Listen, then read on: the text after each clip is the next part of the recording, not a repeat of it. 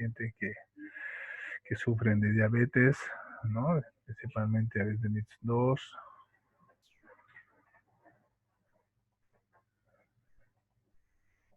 ¿No? Y esta alteración, ¿no? Tiene una base neuropática inducida principalmente por una hiperglicemia mantenida, ¿no? Generalmente se presenta en pacientes que no controlan, que hacen mal tratamiento, ¿no es cierto? En nuestro medio es muy común pacientes diagnosticados que no cumplen a cabalidad o como se les indica su tratamiento, ¿no? Entonces van a ver ustedes que dentro de las complicaciones de los pacientes diabéticos, esta es la más frecuente, ¿no? Entonces, como dice, se debe a una hiperglicemia mantenida, porque el paciente no controla, no toma su medicación, ¿no? Y siempre se complica con otras agravantes como la presencia de isquemia o necrosis, ¿no? Todas estas alteraciones del pie que inician con pequeñas heridas o úlceras, ¿no? Pues se van agravando por el hecho de que los pacientes diabéticos tienen alterada, ¿no? Hay alteraciones, vamos a ver más adelante, eh, a nivel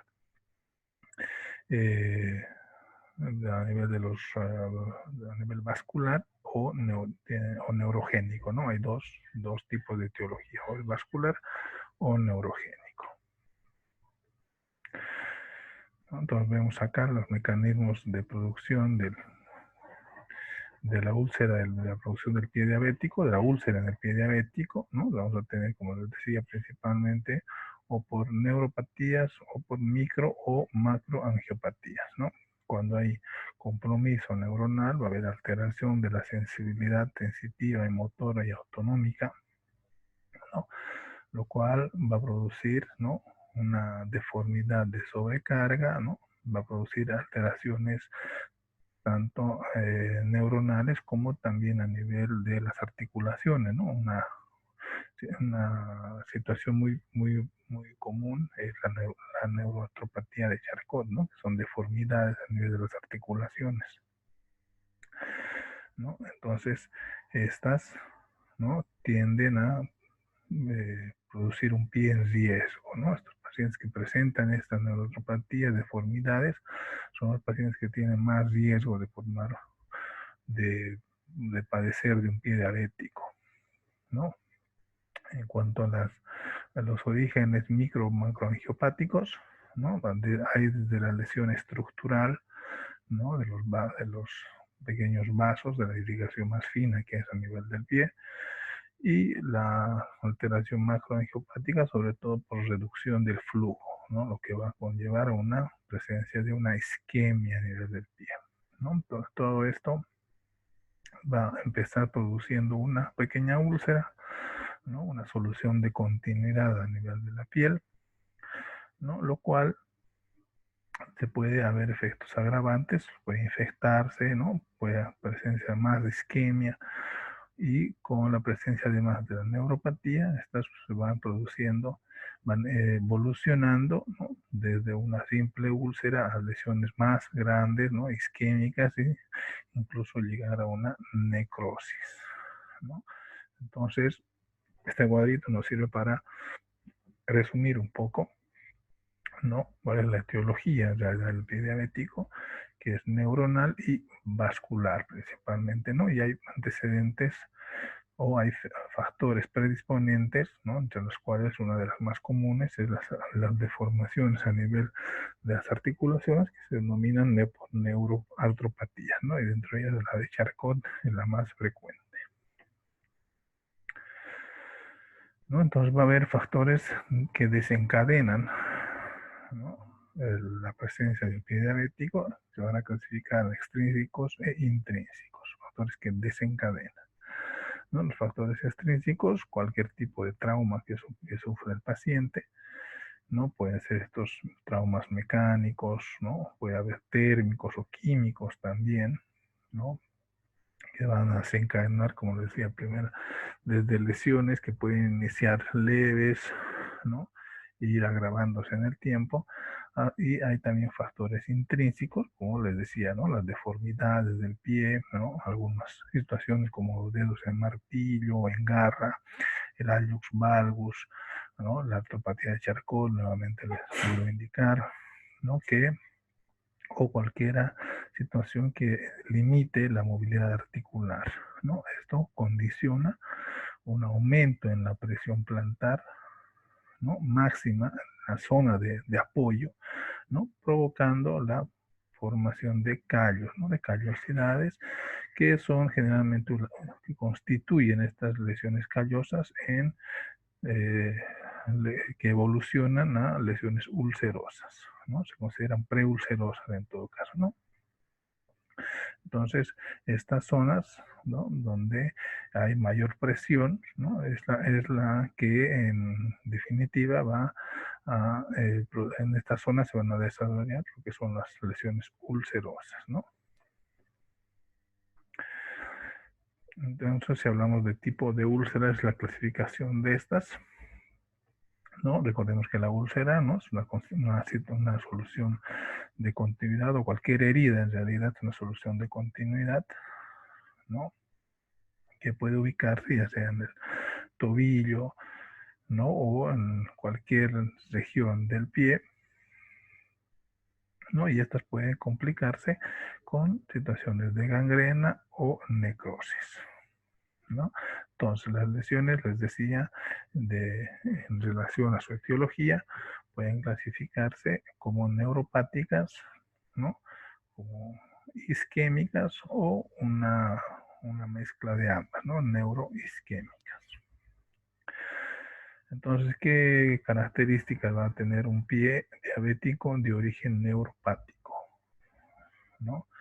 Principalmente sus características van a ser presencia de pulsos, ¿no? Los pulsos no van a estar afectados porque hay una buena vascularización, ¿no?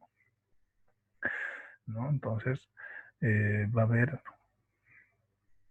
un predominio de alteraciones ortopédicas, ¿no? Algunas deformidades, ¿no? Que conllevan la presencia de úlceras, y estas lesiones ya un poco más avanzadas, ¿no? Va a haber ausencia, ¿no? Zonas de ausencia de sensación dolorosa, ¿no es cierto? Porque, como les digo, hay un compromiso principalmente sensitivo y neuronal, ¿no?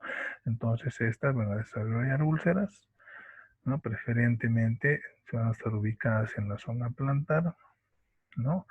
Generalmente en la región de los metatarsianos, ¿no? Como ven acá en esta fotografía, ¿no? Entonces, esas son algunas características de los diabéticos de origen neuropático, ¿no? Entonces, se dan cuenta principalmente que si hablamos de la irrigación, está conservada, ¿no? Los pulsos están conservados, ¿no? Y las regiones donde aparece generalmente son lesiones o lugares de apoyo, ¿no?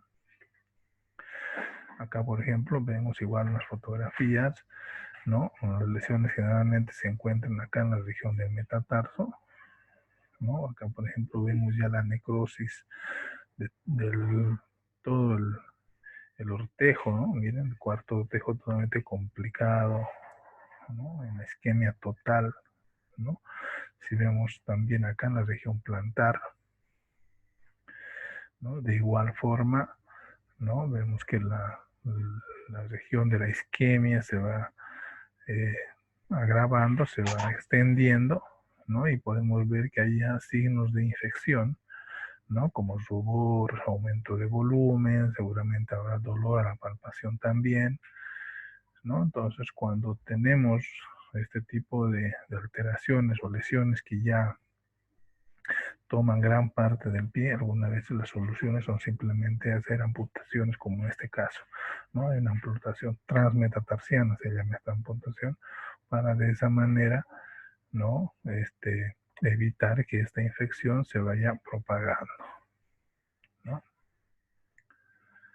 Eso también, obviamente, que depende de los grados de lesión que vamos a ver más adelante, ¿no? Los grados de Wagner.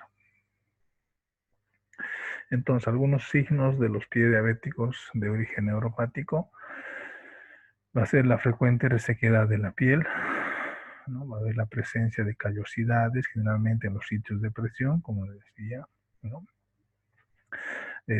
Presentan principalmente pies deformados, ¿no? Las alteraciones articulares que les decía que llevan a este tipo de lesiones, ¿no? Algunas veces empiezan estas lesiones como micosis también, ¿no? Micosis a nivel de las uñas, ¿no? A nivel de los interdigitales de los pies,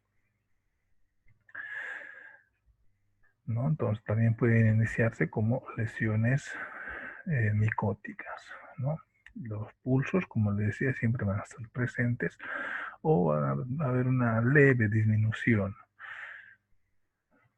¿no? Entonces, los reflejos van a estar disminuidos o ausentes en algunos casos, ¿no? Y lo muy importante es la disminución, ¿no? En la sensibilidad al dolor, ¿no? Y también, obviamente, a la temperatura y en algunos casos puede haber ya atrofia muscular, ¿no? Entonces, esos son los signos de un pie diabético de origen neuropático. Los síntomas, obviamente, ¿no? Va a haber sensación de ardor en el pie, falta de sensibilidad, ¿no? Generalmente no responden cuando se hace la estimulación de la sensibilidad, dificultad para caminar por las deformidades que les decía, ¿no? Presentan una marcha táxica, ¿no? Los pies generalmente, las texturas, estos son secos los pies, ¿no? Hay la evidencia de la deformación, ¿no? ¿No? Y estas heridas obviamente que van a tardar en cicatrizar porque también recordemos que la hiperglicemia, ¿no? Eh, prolonga el tiempo de regeneración de las células, por lo cual las heridas generalmente tardan en cicatrizar, ¿no? Ahora vamos a ver las características de un pie diabético de origen isquémico, ¿no? O sea, un origen ya vascular, ¿no? Entonces, ustedes ven, hay una gran diferencia, ¿no? Con las lesiones de tipo neurogénico, ¿no? Principalmente ven ustedes la extensión, ¿no? Si se dan cuenta, estas lesiones por origen vascular, de origen isquémico, abarcan regiones más grandes, ¿no? Por ejemplo, esta fotografía nos muestra que prácticamente todo el pie está comprometido, ¿no? Entonces, obviamente que va a haber una ausencia de los pulsos, ¿no? Ya sea el pedio, el tibial posterior, el popliteo, ¿no? Van a haber también, obviamente, lesiones ulcerosas, ¿no? Lesiones ya necróticas, ¿no? En mayor extensión, como ven acá, ¿no? Entonces, signos de insuficiencia arterial periférica, como la claudicación en el momento de caminar, el dolor en reposo, ¿no? El dolor nocturno, ¿no? Entonces, generalmente en estos casos, cuando hay una infección asociada, es que se debe realizar procedimientos quirúrgicos, ¿no? Entonces, como ustedes ven, aquí el origen que desencadena todo esto es principalmente una falta de flujo vascular, ¿no? Ausencia de irrigación, lo cual conlleva a lesiones más extensas, como ven, ¿no? Entonces, la principal diferencia entre un pie diabético de origen neuropático. Entonces, ¿qué otros signos vamos a tener? Vamos a tener los pies fríos, ¿no? Cianóticos, ¿no? La piel va a ser brillante, fría, ¿no? Por la ausencia de la circulación arterial o venosa. Estas, a diferencia de las neuropáticas, no presentan deformidades aparentes, las articulaciones están normales, pero sí lo que llama la atención es la ausencia, ¿no? Total de los pulsos o una disminución importante de los pulsos, ¿no? Como les digo, principalmente valoramos el pulso pedio y el pulso popliteo, ¿no? Entonces va a haber signos de falta de circulación distal, como es el llenado capilar prolongado, ¿no? La palidez o cianosis ya en los dedos, ¿no? La falta de sensibilidad, la sensación fría, ¿no? Que nos hace que todo indica a que es un pie que no está recibiendo irrigación arterial, ¿no? Entonces, esto es un cuadrito que nos resume todo lo que hemos estado viendo, ¿no? En cuanto a los pulsos periféricos, ¿no? Cuando son palpables, ¿no? Descarta entonces obviamente la presencia de isquemia como la causa primaria, ¿no? En cambio, cuando no son palpables, obviamente la causa será de origen isquémico.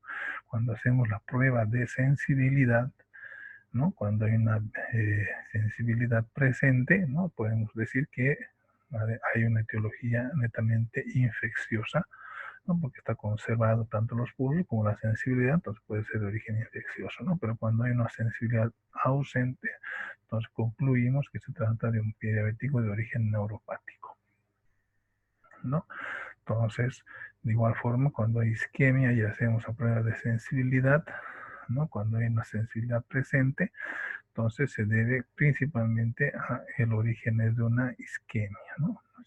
El origen netamente vascular, ¿no? Entonces, como ven acá, igualmente vemos lesiones, ¿no? En este caso, una lesión generalmente circunscrita al quinto ortejo, me parece, sí, igual acá, ¿no? La misma fotografía, ¿no? Acá hay necrosis de varios ortejos, ¿no? Y hay una cianosis evidente, ¿no? Entonces, pensar que este es de un origen isquémico, ¿no? Y este más parece neuropático, ¿no? Como ven, no hay un tanto los cambios acá en la irrigación, los cambios de la coloración de la piel distal, ¿no? Ustedes ven. Entonces hay una diferencia ahí también, ¿no? Entre el neuropático y el vascular. Pero también puede haber una situación de ambos, ¿no? Que nos pueda llevar a este tipo de infecciones, miren, ¿no? Cuando es mixto o neuroisquémico, se comporta principalmente como un pie neuropático hasta que se inicia la lesión, ¿no? Y luego viene una fase isquémica, ¿no? Entonces, puede empezar como un pie neuropático y agravarse como una isquemia, ¿no? Entonces, eso es cuando hay un origen mixto. También hay algunas lesiones que se llaman úlceras venosas, ¿no? Que también son muy frecuentes en los pacientes diabéticos, ¿no? Que son lesiones producidas por el incremento en la presión venosa capilar, ¿no? Que lleva a una malnutrición de la piel y del tejido celular subcutáneo, además de anoxia, ¿no? Los síntomas más comunes de estas úlceras son ardor, prurito, dolor tipo pulsátil, ¿no? Se acompaña de calambres también. Generalmente se refieren a un dolor sordo, pesadez del miembro inferior, ¿no? Entonces lo sienten pesados los pacientes que refieren a este tipo de lesiones, ¿no? Estas úlceras principalmente, ¿no? Y obviamente que también se debe a una ausencia en la circulación sanguínea, ¿no? Que conlleva esta formación de úlceras crónicas, ¿no? Que son heridas que no sanan, ¿no? Los pacientes están tiempo, se refieren que están meses con estas heridas, que a pesar de realizar las curaciones, ¿no? Estas no cicatrizan. Entonces, ¿qué vamos a hacer ante estas heridas? ¿No? El tratamiento consiste principalmente en hacer medidas generales, ¿no? Y medidas específicas, ¿no? Generalmente las medidas, estas son recomendaciones que el paciente debe hacer para prevenir, ¿no es cierto?, la formación de este tipo de úlceras y que puedan desencadenar luego los pies diabéticos, ¿no? Entonces, entre las medidas generales tenemos el reposo, ¿no? La elevación de los miembros inferiores, ¿no? Realizar ejercicio, obviamente, la dieta es fundamental en los pacientes diabéticos, ¿no? Ustedes saben que es importante que el paciente pueda llevar una adecuada alimentación, ¿no es cierto?, privándose de los azúcares principalmente, ¿no es cierto? Entonces, llevar una vida sana y realizar ejercicio, un ejercicio adecuado.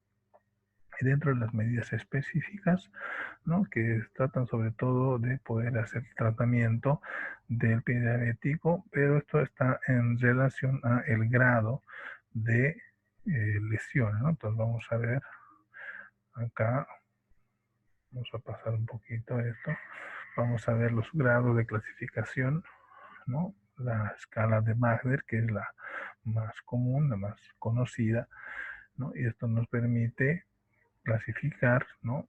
Los pies diabéticos de acuerdo eh, a la profundidad y a la extensión de la lesión. Nos vamos a clasificar de un grado 0 hasta un grado 5. ¿No? Un grado 0 son pacientes de alto riesgo, ¿no? Paciente diabético, mal controlado, que no hace tratamiento, ¿no? Que al momento de la consulta puede ser que no tenga ninguna lesión, ¿no? Que no haya ninguna úlcera, ni una herida, pero es un paciente que tiene alto riesgo de poder desarrollar, ¿no? Una lesión y está un pie diabético. Entonces, en estos casos, obviamente, se tendrá que hacer las recomendaciones que habíamos visto acá, ¿no? Sobre todo de ejercicio, dieta, ¿no? De ayudar con la elevación de los miembros inferiores para aumentar un poco así la circulación sanguínea, ¿no es cierto? Entonces, en un pie cero, las recomendaciones son principalmente de prevención, ¿no? Cuando tenemos un grado 1 y hay una úlcera superficial, ¿no? Que puede llegar a la epidermis o la dermis, se recomienda principalmente hacer las curaciones, ¿no? Curaciones y evitar, ¿no? Se puede recomendar también profilaxis antibiótica, pero sobre todo es el control, ¿no? Y el manejo y el tratamiento de su terapia antidiabética, ¿no? Verificar si el paciente cumple con su tratamiento, ya sea oral o algunos pacientes ya pueden necesitar algunos insulina, ¿no? Entonces verificar si el paciente cumple su tratamiento y hacer una observación, ¿no? Hay que estar observando esa herida, que no se nos infecte, que no pueda pasar a otro grado, ¿no?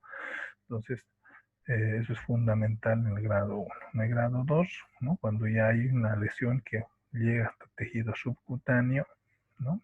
En estos casos, ya el paciente ameritará hacer una limpieza un poquito, una limpieza quirúrgica, hacer una curación un poquito más completa, ¿no es cierto? Se podría ya en estos casos solicitar algunos exámenes de laboratorio, como un hemograma, para ver que no esté empezando alguna infección a partir de esta lesión, ¿no? Y obviamente también, como en los otros grados, ir controlando el tratamiento, sobre todo del paciente, ¿no? Es un tratamiento eh, para la diabetes, ¿no? Con los grados 3, cuando ya hay compromiso óseo, cuando ya hay en los grados 4, ¿no? Cuando ya hay compromiso tanto óseo y muscular, ¿no? Pero está localizado.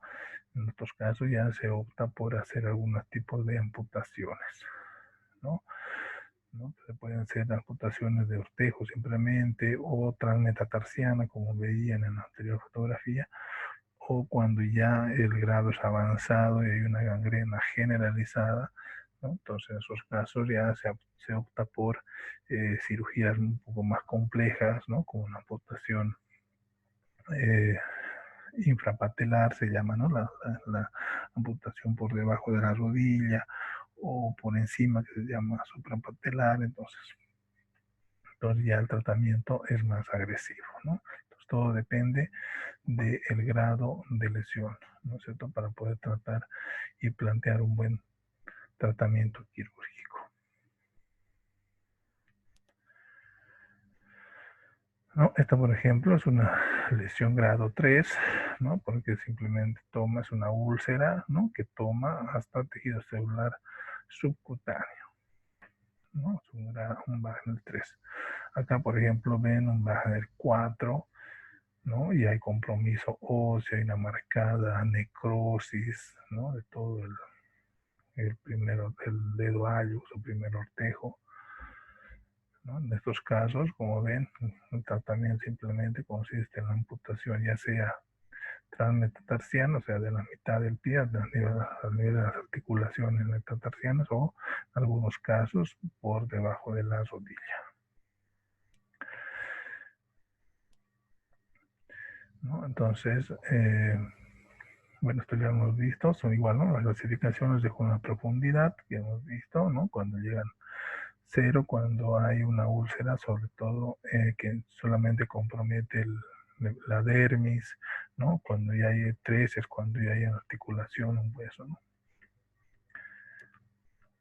Entonces, para hacer el correcto examen a un pie diabético, hay que primero, les decía, ver, ¿no? Cuando hacemos la inspección, ver si este paciente presenta alguna deformidad o no, ¿no? Es fundamental para orientar, ¿no? Al origen del pie diabético, ¿no? Sabemos que si hay alguna deformidad articular de antemano, entonces este paciente debe realizar un tipo de diabetes neuropático, ¿no? Segundo, es importante ver cómo está la irrigación distal, ¿no es cierto? Ver cómo está el llenado capilar, cómo están las arterias, ¿no? Pedias y tibial posterior principalmente, ¿no es cierto? Y también hacer la evaluación sensitiva, como están viendo acá en la diapositiva, ¿no es cierto?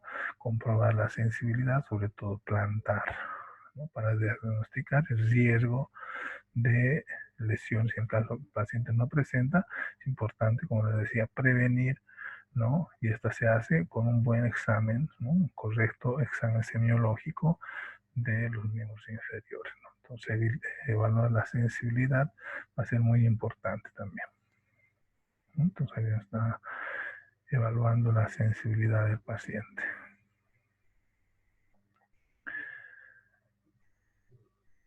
¿no? Dentro de los exámenes de laboratorio que vamos a pedir al paciente, como dice, depende mucho de la condición, del grado de lesión que tenga, ¿no? De cuando estamos sospechando de alguna herida infectada, podemos pedir un hemograma para ver si hay una leucocitosis, algo que es fundamental en los pacientes diabéticos para saber cómo está el tratamiento, es la hemoglobina glucosilada, ¿no? O glicosilada, como se llama, que nos da una pauta de cómo el paciente ha estado haciendo el tratamiento, ¿no? En los 3 últimos meses, ¿no? Entonces, de la manera podemos ver si el paciente está cumpliendo el tratamiento o no lo está cumpliendo, o la dosis no es la correcta, o hay que de repente eh, añadir algún otro fármaco a su tratamiento, ¿no? Entonces es importante, sobre todo, como les digo, los pacientes diabéticos, el verificar, ¿no? Que se esté haciendo un buen tratamiento de la diabetes, ¿no? Entre otras cosas, podemos pedir urecatinina, ¿no? Para ver cómo está la función renal. Ustedes saben que siempre es importante, pacientes diabéticos con el tiempo desarrollan insuficiencia renal, no siempre estar pendientes de hacer un diagnóstico, ¿no? O prevenir, ¿no? Estas complicaciones que siempre presentan los pacientes diabéticos, ¿no? Entre otras cosas, podemos pedir radiografía, ¿no? Para ver si la lesión en el grado del pie está afectando o no, está tomando lesiones óseas, ¿no? Podremos también sugerir unas pruebas como la relación de, o no, realizar, ¿no es cierto? Eh, lo que son los ecodopplers, ¿no? Para ver cómo está la irrigación arterial, ¿no es cierto? Si está conservada, si está en algún momento eh, puede estar disminuida, ¿no? Entonces es muy importante realizar las ecografías Doppler. Entonces, este cuadrito nos resume un tanto, ¿no? Eso es lo que les decía, ¿no? La semiología y la orientación hacia el origen y la etiología del pie diabético, ¿no? Si es neuropática o angiopática, ¿no? Y obviamente les decía que un dato muy importante y que todos pueden colaborar es la prevención, ¿no es cierto? La prevención, sobre todo, cuidados del pie diabético, ¿no? La constante inspección y aseo, ¿no? El aseo correcto, el correcto corte de las uñas de los pies es importante porque a veces a partir de ahí se van formando las lesiones, ¿no? A veces pacientes no son cuidadosos con su aseo o con el recorte de uñas, entonces de ahí se van empezando a formar este tipo de alteraciones, ¿no? La presencia de callos también, ¿no? Se recomienda usar un calzado holgado, ¿no? Poner algodón entre los dedos, ¿no? Siempre usar calcetines, ¿no? Todo eso ayuda a la mejor circulación y evita, pues, que el paciente presente esa complicación, como les digo, es la más frecuente entre los diabéticos. ¿No? Del tratamiento, ya hemos visto, depende del grado de Wagner, ¿no? El grado de lesión, ¿no? Puede ir desde un debridamiento local, ¿no? Una curación diaria, ¿no? Hasta debridamientos quirúrgicos, ¿no? Y el tratamiento general, obviamente, cuando hay una infección ya sobreañadida, tenemos que usar antibióticos, principalmente para cubrir gram positivos y gram negativos, ¿no? Reposo absoluto, ¿no? En algunos casos, cuando se detecta una insuficiencia arterial, ¿no? Se puede hacer algún tipo de cirugía arterial, como son los bypass, ¿no? Que consisten en aumentar la irrigación a los miembros inferiores, ¿no? Así eh, de tal manera que se pueda evitar este tipo de lesiones. ¿No? Entonces aquí nos muestra un poco los tratamientos locales que se hacen, ¿no? Los pies diabéticos, ¿no? Eliminar el tejido necrótico, ¿no? Poder controlar la carga bacteriana, ¿no? Facilitar el crecimiento del tejido sano, ¿no? Importante es la clasificación, que sepamos la clasificación de Wagner para darnos cuenta de la magnitud de la lesión y en base a esta realizar un tratamiento oportuno y adecuado, ¿no? Dentro de las medidas generales, nuevamente, lo más importante es el control de la glicemia en sangre, ¿no? Es importante recomendar eso siempre al paciente, que se haga su control capilar, ¿no? Por lo menos 1 o 2 veces al día, ¿no?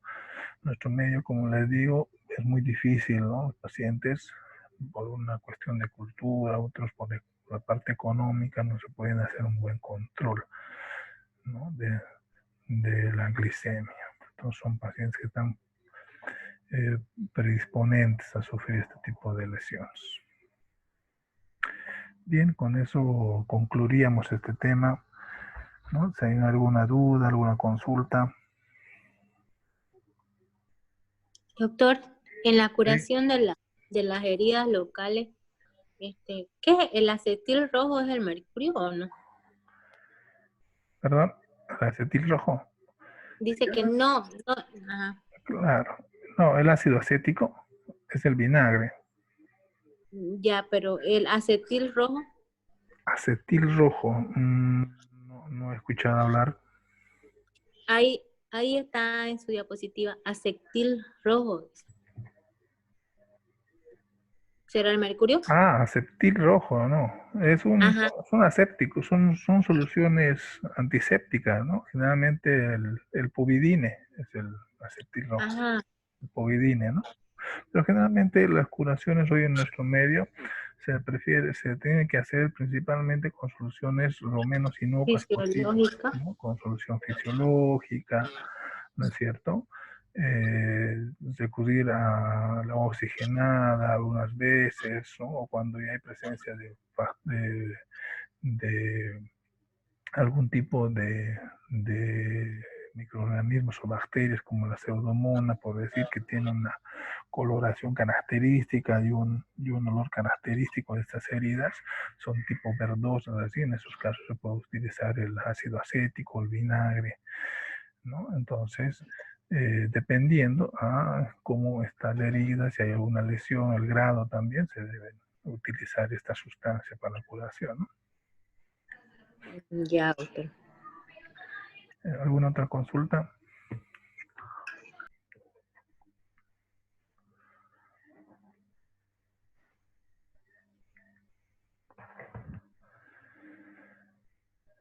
¿No hay dudas? ¿No consultas?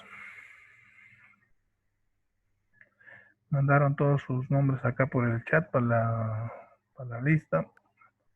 No, doctor, ahorita le mandamos. No, tampoco es hoy día, ¿no?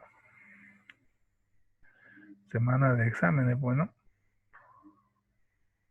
Sí, doctor.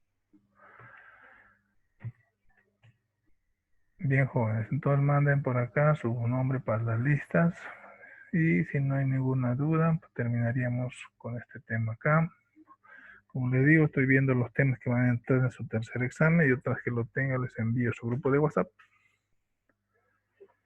Ya, doctor, muchísimas gracias. Listo, chicos. Entonces, terminamos acá. Nos vemos el martes. Está bien, doctor. Buen fin de semana.